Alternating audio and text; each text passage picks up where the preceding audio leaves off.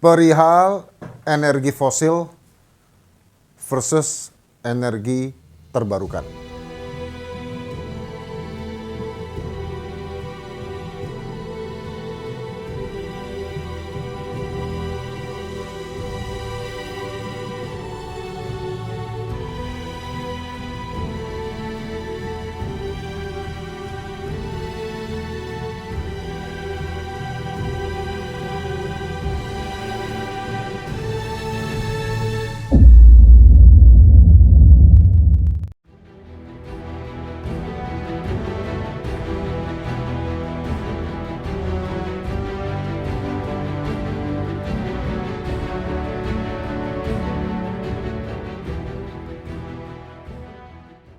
Pemirsa, di Indonesia, institusi yang bertanggung jawab untuk mendistribusikan listrik adalah PT PLN. Nah, PT PLN ini banyak sekali memiliki pembangkit listrik namanya. Nah, pembangkit listrik ini sama PLN itu dibagi ke dalam beberapa jenis lah. Nah, jenis yang ada adalah pembangkit listrik tenaga uap. Itu bahan bakunya adalah batu bara. Yang kedua, pembangkit listrik tenaga diesel. Itu bahan bakunya adalah diesel. Terus pembangkit listrik tenaga gas. Itu bahan bakunya adalah gas. Itu kategori yang fosil. Nah, sekarang kategori energi terbarukan itu banyak sekali. Mulai dari pembangkit listrik tenaga surya, maksudnya matahari. Pembangkit listrik tenaga hidro, air. Pembangkit listrik tenaga mikrohidro, itu air yang skala lebih kecil.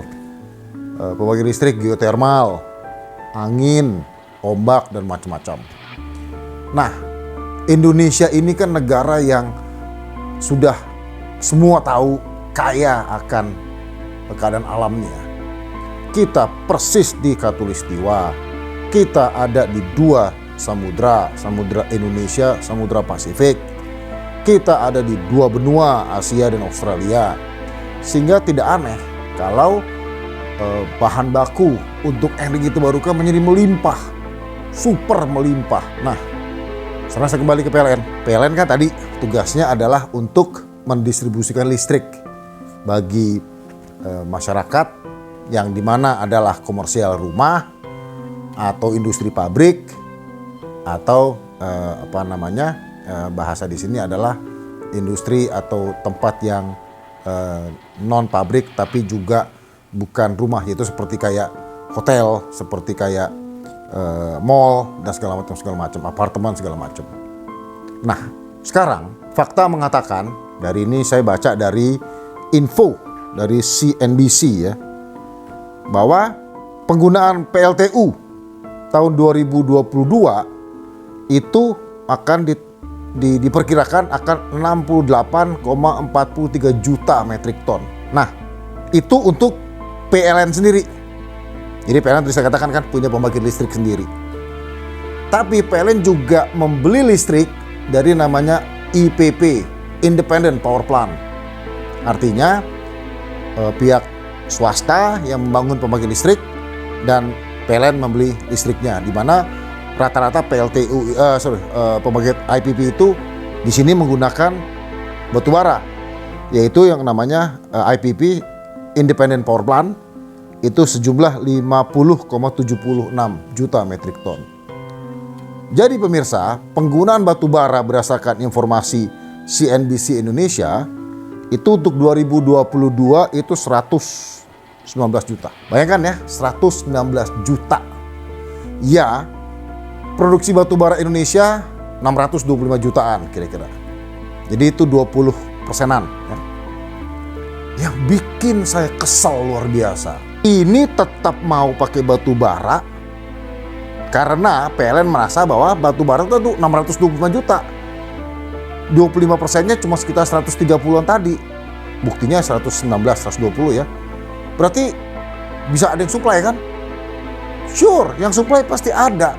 Tapi PLN sadar bahwa batu bara itu ekstraktif, menggali, merusak lingkungan. tahu PLN itu. Tahu betul. Tapi murah. Nah, sekarang kenapa PLN bahasa saya tuh main umpet-umpetan, main tak umpet nih sama teman-teman pelaku energi terbarukan. Apa alasan PLN? Mahal. Logikanya mahal tuh bagaimana? Kalau saya adu misalkan dengan PLTS, pembangkit listrik tenaga surya, matahari. Maaf ya, saya orang bodoh. Saya bukan bisnis di energi terbarukan. Matahari itu gratis. Orang tiap hari di Indonesia ada matahari kok. Coba dari 365 hari. Berapa hujan? Saya yakin nggak akan mungkin di atas 9 bulan. Nggak mungkin.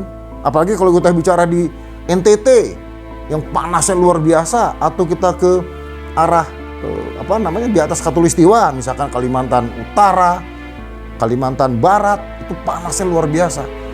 Kata siapa PLTS atau listrik surya itu mahal? PLN mengatakan mahal. Jadi saya nggak mau beli surya, saya hanya mau beli batu bara karena murah. Nah, saya mencoba menyusur gitu. Kenapa sih?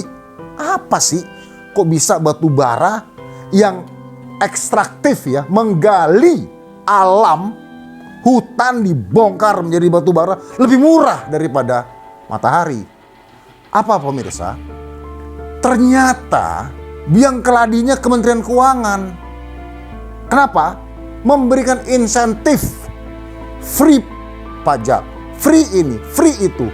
Jadi kalau orang mau berbisnis batu bara yang kasarnya untuk mensuplai ke PLN, dari sejak dia mau masuk udah free.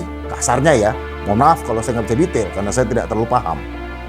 Free, tidak perlu bayar pajak, tidak perlu. Nah, sementara kalau untuk di PLTS dikenakan pajak, misalkan pajak import, pajak ini, pajak itu.